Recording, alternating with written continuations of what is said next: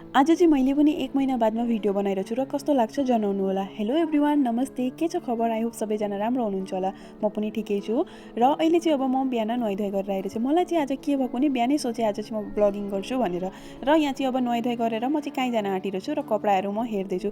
कपडा त के भन्नु गाइस, राख्ने जग्गा छैन, तर हिँड्ने बेलामा कपडै भेट्दिनँ। कपडाको प्रब्लम चाहिँ मेरो मात्रै होइन, दुनियाँमा जति लेडी हुनुहुन्छ सबैको प्रब्लम हो होइन भन्नु त। र म चाहिँ विशाल जानको लागि अब झोलाहरू चाहिँ म विशालमा कहिले पनि किन्दिनँ, घरबाटै लिएर जान्छु र पर्स र झोला लिएर चाहिँ म रेडी भएको छु र मेरो बच्चा पनि र मेरो हस्बेन्ड पनि जान रेडी हुनुभएको छ र भन्नुहुँदैछ मलाई पनि ले भिडियोमा आज भनेर। आज धेरै दिनमा भिडियो बनाए चाहिँ ऊ पनि खुस हुनुहुन्छ, नभए त हिंसा गरेको गरे हुनुहुन्थ्यो र पनि अहिले बिचमा गरी पनि हाल्नु भयो हिंसा। र पनि हिंसाको साथैमा म पनि ब्लगिङ सुरु गरिरहेको छु र आशा गर्छु सबैजनाले एन्डिङसम्म हेर्नुहुन्छ र कस्तो लाग्छ भनेर। र अहिले चाहिँ हामीहरू अब निस्किसकेर छौँ। हामी चाहिँ पहिले विशाल पसिनौँ, डाइरेक्ट हामीहरू चाहिँ गयौँ मार्केटतिर र धुलो चिन भन्नु गाइस। अहिले त रस्तामा कस्तो धुलो छ तपाईँहरूलाई पनि थाहै भइसकेको छ। मेरो चाहिँ टेम्पर ग्लास फुटेको थियो र त्यो टेम्पर चेन्ज गर्न गएको थिएँ र त्यस साथैमा मैले अरेन्ज पनि किनेँ। अहिले त अब अरेन्जको सिजन, अरेन्ज चाहिँ मैले खाममा बसेर खानको लागि लिएर आएको थिएँ र हामी चाहिँ आइपुग्यौँ मैले फेरि विशाल।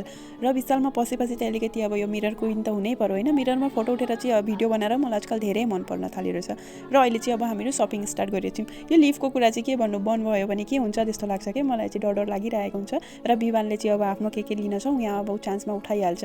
र मैले चाहिँ आज कसैको सपिङ होइन, विवानकै लागि मात्रै सपिङ गरेकी छु र विवानको लागि यत्रो सपिङ किन गर्दैछु त तपाईँहरूलाई पनि भन्छु बादमा। र अहिले चाहिँ अब खानापिनाको सपिङ छ। आज चाहिँ मैले धेरै खानेकुरो किनेँ, धेरै दिन भइरहेको थियो, मेरो रासिन पनि सकिरहेको थियो, तेल पनि थिएन, तेलहरू पनि सबै थुक लिइसकेँ मैले चाहिँ। विशाल चाहिँ योपालिमा धेरै दिन बादमा गएको थिएँ र कपडाहरू पनि त्यसरी आजकल मलाई मन पर्न छोडो विशालको सबैको एउटै हुन्छ, त्यसको लागि मलाई एकदम अजिब लाग्छ र म किन्नै छोडिरहेको छु। र यहाँ चाहिँ अब सबै थुक रासिनहरू खानापिनाको सामानहरू नै मैले आज लिएँ, केही त्यस्तो केही दिनँ। र एउटा कुरा गाइस, मेरो छोराको लागि चाहिँ कहीँ 10 रुपियाँ 20 रुपियाँमा अनि 5 वर्षको छोराको केटाकेटीको लागि 20 रुपियाँमा सेन्डल भेटिन्छ या 10 रुपियाँमा भेटिन्छ भने पनि म चाहिँ एकदम किन्नको लागि एक बस्ता किनेर राख्नुपर्छ जस्तो भइरहेछ। विवानले हप्ता दिनमा 2 जोडी सेन्डल हराउँछ, कति किन्नु के भन्नु। र अहिले पनि विवान स्लिपरै किन्दे भनिरहेछ किनकि उसले अलरेडी एउटा हराइसकिरहेछ चाहिँ अब एउटा लाउन म त ठन्डा दिन भनेर जुत्ता लाउँदैछ, नभए गर्मी दिन गयो भने यसको के हुन्छ हाल थाहा छैन। किन हराउँछ, कहाँ फ्याँक्छ त्यो पनि मलाई थाहा भएन। विशालमा चाहिँ राम्रो सुज भेटिनँ, त्यसको लागि चाहिँ मैले दोकानबाट ल्याएँ। दोकानबाट ल्याएर चाहिँ म खानासाना बनाउन थालेँ। सबै थुक भइसक्यो, सब्जीहरू पनि पाएको, दाल भात पहिले पाएको थियो र हेर्नु न दालमा चाहिँ कस्तो दाग लागेको छ पानी बेसी भएर।